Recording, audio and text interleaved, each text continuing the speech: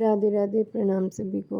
वसुदेव सुतं देवं कंसचाणूरमर्दनं देवकी परमानंदम कृष्णं वंदे जगद्गुरुं। श्री कृष्णं वंदे जगद्गुरुं। कल के वीडियो में श्लोक संख्या 19 तक की चर्चा हो गई थी। अब आगे 20वें श्लोक से। विभूतियाँ और योग, इन दोनों से पहले भगवान 20वें श्लोक से 39वें श्लोक तक अपनी 82 विभूतियों का वर्णन करते हैं। अहमात्मा गुणाकेश सर्वभूताश्च स्थितः अहमादिश्च मध्यम च भूतानामंत एव च। हे नींद को जीतने वाले अर्जुन, संपूर्ण प्राणियों के आदि मध्य तथा अंत में मैं ही हूँ और संपूर्ण प्राणियों के अंतःकरण में स्थित आत्मा भी मैं ही हूँ। व्याख्या। भगवान का चिंतन दो तरह से होता है। पहला, साधक अपना जो इष्ट मानता है उसके सिवाय दूसरा कोई भी चिंतन ना हो, कभी हो भी जाए तो मन को वहाँ से हटाकर अपने इष्ट में लगा दे।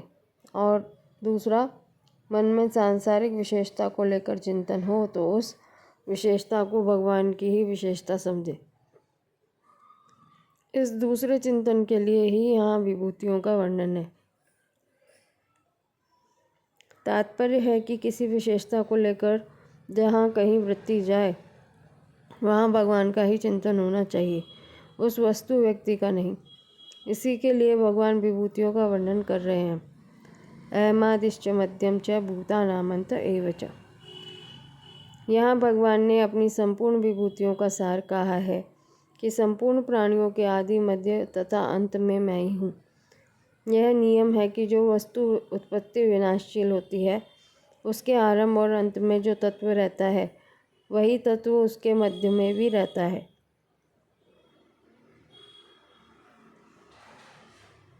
चाहे दिखे या ना दिखे। अर्थात जो वस्तु जिस तत्व से उत्पन्न होती है और जिसमें लीन होती है उस वस्तु के आदि मध्य और अंत में वही तत्व रहता है। जैसे सोने से बने गहने पहले सोना रूप होते हैं और अंत में सोना रूप ही रहते हैं तथा बीच में भी सोना रूप ही रहते हैं। केवल नाम, आकृति, उपयोग, माप, तौल आदि अलग अलग होते हैं और इसके अलग अलग होते हुए भी गहने सोना ही रहते हैं। ऐसे ही संपूर्ण प्राणी आदि में भी परमात्मा स्वरूप थे और अंत में लीन होने पर भी परमात्मा स्वरूप रहेंगे तथा मध्य में नाम, रूप, आकृति, क्रिया, स्वभाव आदि अलग अलग होने पर भी तत्वतः परमात्मा का ही स्वरूप है। यह बताने के लिए यहाँ भगवान ने अपने को संपूर्ण प्राणियों के आदि, मध्य और अंत में कहा है। भगवान ने विभूतियों के इस प्रकरण में आदि, मध्य और अंत में 3 जगह संसार रूप से अपनी विभूतियों का वर्णन किया है। पहले इस 20वें श्लोक में भगवान ने कहा है कि संपूर्ण प्राणियों के आदि, मध्य और अंत में मैं ही हूँ। बीच के 32वें श्लोक में कहा है कि संपूर्ण सर्गों के आदि, मध्य और अंत में मैं ही हूँ। और अंत के 39वें श्लोक में कहा है कि संपूर्ण प्राणियों का बीज वह मैं ही हूँ, क्योंकि मेरे बिना कोई भी चराचर प्राणी नहीं है। चिंतन करने के लिए वह यही विभूतियों का सार है। तात्पर्य यह है कि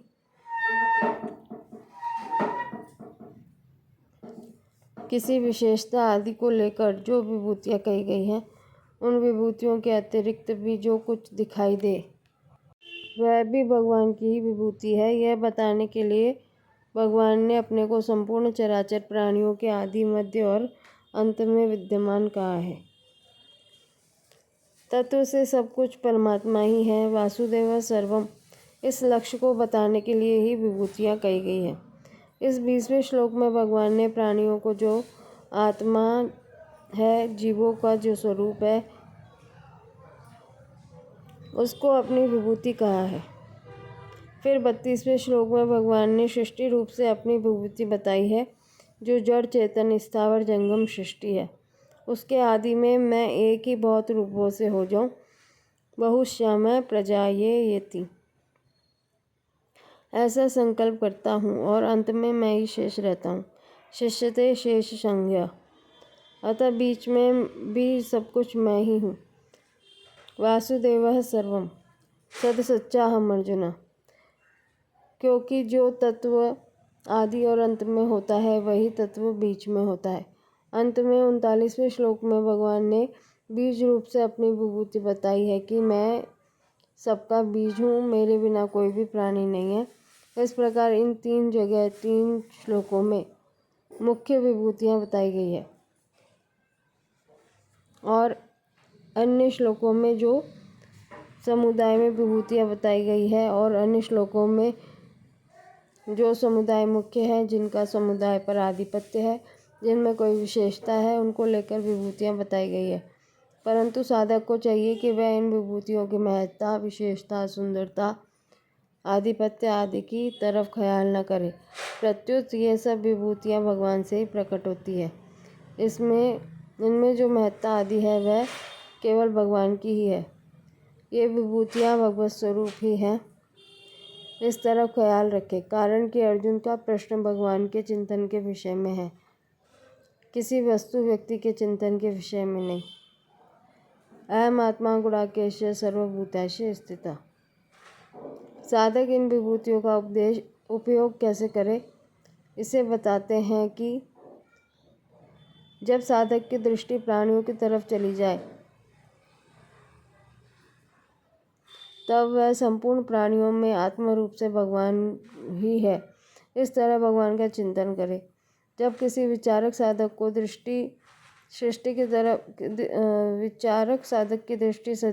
सृष्टि की तरफ चली जाए तब वह उत्पत्ति, विनाशशील और हरदम परिवर्तनशील सृष्टि के आदि, मध्य तथा अंत में एक भगवान ही है, इस तरह भगवान का चिंतन करे।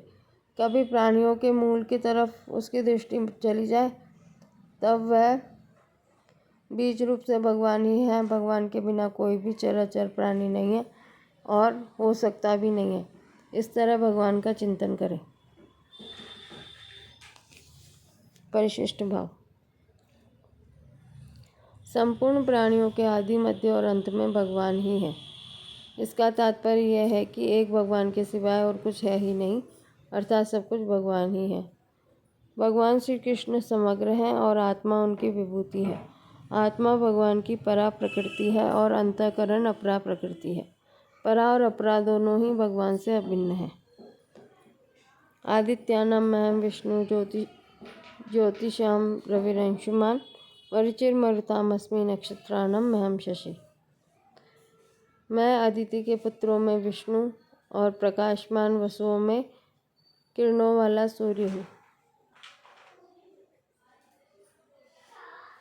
मैं मरुतों का तेज और नक्षत्रों का अधिपति चंद्रमा हूँ। व्याख्या। इन विभूतियों में षष्ठी का प्रयोग किया गया है। षष्ठी का प्रयोग निर्धारण अर्थात मुख्यता के अर्थ में भी होता है और संबंध के अर्थ में भी। जहाँ निर्धारण में षष्ठी होती है वहाँ हिंदी की मैं विभक्ति का प्रयोग होता है और जहाँ संबंध में षष्ठी होती है वहाँ हिंदी का की विभक्तियों का प्रयोग होता है। उदाहरणार्थ, इस श्लोक के पूर्वार्ध में निर्धारण के अर्थ में और उत्तरार्ध में संबंध के अर्थ में षष्ठी का प्रयोग हुआ है। आदित्यानां महं विष्णु। अदिति के धाता, मित्र आदि जितने पुत्र हैं उनमें विष्णु अर्थात वामन मुख्य है। भगवान ने ही वामन रूप से अवतार लेकर दैत्यों की संपत्ति को दान रूप से लिया और उसे अदिति के पुत्रों को दे दिया। ज्योतिषाम रविरंशुमान। चंद्रमा, नक्षत्र, तारा, अग्नि आदि जितनी भी प्रकाशमान चीज़ें हैं उनमें किरणों वाला सूर्य मेरी विभूति है, क्योंकि प्रकाश करने में सूर्य की मुख्यता है। सूर्य के प्रकाश से ही सभी प्रकाशमान होते हैं। मरीचिर मरुतामस्मि। सत्व, ज्योति, आदित्य, हरित आदि नामों वाले जो 49 मरुत हैं उनका मुख्य तेज मैं हूँ। उस तेज के प्रभाव से ही इंद्र के द्वारा दिति के गर्भ के 7 टुकड़े करने पर भी और उन 7 के फिर 7 टुकड़े करने पर भी वे मरे नहीं, प्रत्युत 1 से 49 हो गए। नक्षत्राणाम शशि। अश्विनी, भरणी, कृत्तिका आदि जो 27 नक्षत्र हैं उन सब का अधिपति चंद्रमा मैं हूँ। इन विभूतियों में जो विशेषता महत्ता वह वास्तव में भगवान की ही है। इस प्रकरण में जिन विभूतियों का वर्णन आया है उनको भगवान ने विभूति रूप से ही कहा है, अवतार रूप से नहीं।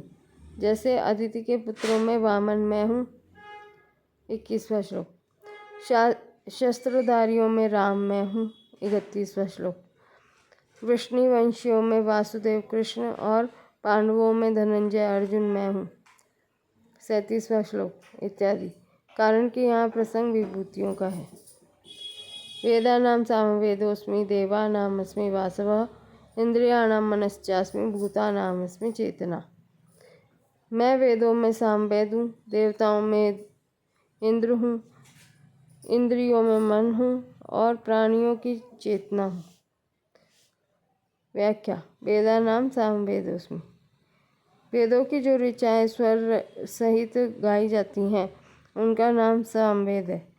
सामवेद में इंद्र रूप से भगवान की स्तुति का वर्णन है, इसीलिए सामवेद भगवान की विभूति है। देवानाम अस्मि वासवः। सूर्य, चंद्रमा आदि जितने भी देवता हैं उन सब में इंद्र मुख्य है और सबका अधिपति है, इसलिए भगवान ने उसको अपनी विभूति कहा है। इंद्रियाणाम मनश्चास्मि। नेत्र, कान आदि सब इंद्रियों में मन मुख्य है। सब इंद्रियां मन के साथ रहने से मन को साथ में लेकर ही काम करती है। मन साथ में न रहने से इंद्रियां अपना काम नहीं करती। यदि मन का साथ ना हो तो इंद्रियों के सामने विषय आने पर भी विषयों का ज्ञान नहीं होता। मन में यह विशेषता भगवान से ही आई है, इसलिए भगवान ने मन को अपनी विभूति बताया है। भूतानामस्मि चेतना। संपूर्ण प्राणियों की जो चेतना शक्ति प्राण शक्ति है, जिससे मरे हुए आदमी की अपेक्षा सोए हुए आदमी में विलक्षणता दिखती है, उसे भगवान ने अपनी विभूति बताया है। इन विभूतियों में जो विशेषता है वह भगवान से ही आई है, इनकी स्वतंत्र विशेषता नहीं हो। रुद्राणां शंकरश्चास्मि, वित्तेषु यक्षरक्षसां, वसूनां पावकश्चास्मि, मेरुशिखरे नामहम्। रुद्रों में शंकर और यक्ष राक्षसों में कुबेर मैं हूँ। वसुओं में पवित्र करने वाली अग्नि और शिखर वाले पर्वतों में सुमेरु मैं हूँ। व्याख्या। रुद्राणाम शंकरश्चास्मि। हर, बहुरूप, त्रयंबक आदि 11 रुद्रों में शंभु अर्थात शंकर सबके अधिपति हैं। ये कल्याण प्रदान करने वाले और कल्याण स्वरूप हैं, इसलिए भगवान ने इनको अपनी विभूति बताया। वित्तेषु यक्ष रक्षसां। कुबेर यक्ष तथा राक्षसों के अधिपति हैं और इनको धनाध्यक्ष के पद पर नियुक्त किया गया है। सब यक्ष राक्षसों से मुख्य होने से ये भगवान की विभूति है। वसुनाम पावकश्चास्मि। धर, ध्रुव, सोम आदि 8 वसुओं में अनल अर्थात पावक सबके अधिपति हैं। ये सब देवताओं को यज्ञ की हवि पहुँचाने वाले तथा भगवान के मुख हैं, इसलिए इनको भगवान ने अपनी विभूति बताया है। मेरु शिखरे नामहम्। सोने, चांदी, तांबे आदि के शिखरों वाले जितने पर्वत हैं उनमें सुमेरु पर्वत मुख्य है। यह सोने तथा रत्नों का भंडार है, इसलिए भगवान ने इसको अपनी विभूति बताया है। इस श्लोक में जो 4 विभूतियाँ आती हैं उनमें जो कुछ विशेषता महत्ता दिखती है वह विभूतियों के मूल रूप परमात्मा से ही आई है। अतः इन विभूतियों में परमात्मा का ही चिंतन होना चाहिए। इससे आगे के श्लोकों की चर्चा कल करेंगे। राधे राधे।